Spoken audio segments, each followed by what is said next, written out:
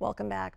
First Five California understands that today's parents face many challenges and tough choices as they raise their kiddos. And that's why they're here to help educate parents, caregivers, and teachers about the critical role they play during a children's first 5 years. Here to explain more are Jacqueline Wise, who is the coordinator of early childhood education for the Folsom Cordova Unified School District, and Dr. Julie Montali, who is the director of early learning for the Twin Rivers Unified School District. Welcome both to you ladies. Thank you. Good morning. Thanks for being here.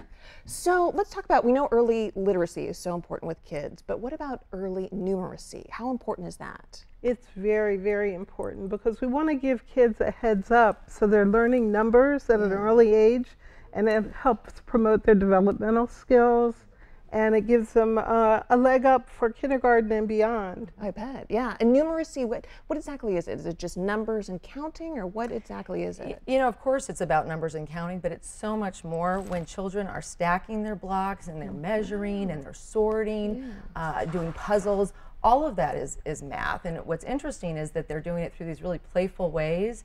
They don't even know that they're learning math. It truly starts from infancy. And how do we start incorporating those into early childhood education? Well, we're all familiar with First Five California's Talk, Read, Sing campaign. We are. Talk, read, sing. It changes everything. It's catchy, you hear it, you know, yeah. So it's really important, as Dr. Julie mentioned, to incorporate all of these things into what you do with your children each and every day. And make it fun. Make it fun. That's so key, right? Playing with kids and, you know, making it fun and a game almost, right? Absolutely. That's kind of the key. And singing. So singing is a big part of it as well. Singing is really important. In fact, music is such an exceptional tool for learning across all developmental areas. But what a lot of people might not know is that music really is math. It's based in math. So when you have your little baby and you're rocking and you're swaying and you're patting, you're giving them that first experience with math.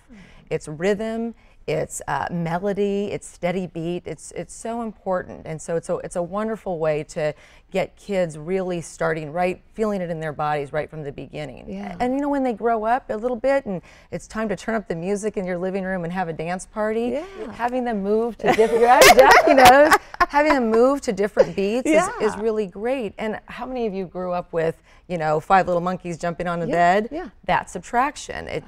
As they fall off the bed, who knew that was subtraction? So it's so subtle like that. And it really is. Getting into the conversation too, as kids get a little older, how should we do that? Well, I mean, talking is, you know, right from the get-go. Our voices are more powerful than any toy or baby gadget you're going to find on the market.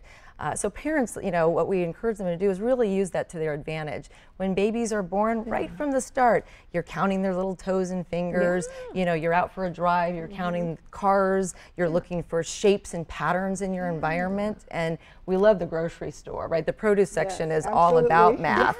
You know, there's shapes and there's colors. You're holding the bag and kids are counting how many apples, 1, 2, 3. Snack time is a great place. And using the language of math, we don't realize that saying, I'm going to put 2 crackers and let's put your cheese in between. Using in between or on top of, below, above. All that's great ways to embed math into every day with kids. Absolutely. Fabulous. And what about, you know, reading time is such a big, story time is such a big opportunity to get education in there. So how can we get numeracy kind of in there with reading? We brought a few books with us to just kind of give you an idea, and you can do fun things and you can get books from the library. But things like, this is a little book, medium, this is a big book. And make sure you have books with numbers, and kids love pictures. So for example, this particular book has farm animals. So how many pigs do we see? And let's count together. And how many snails do we see? And let's count these together. 1, 2. And we see 2 big snails, and we see how many little snails.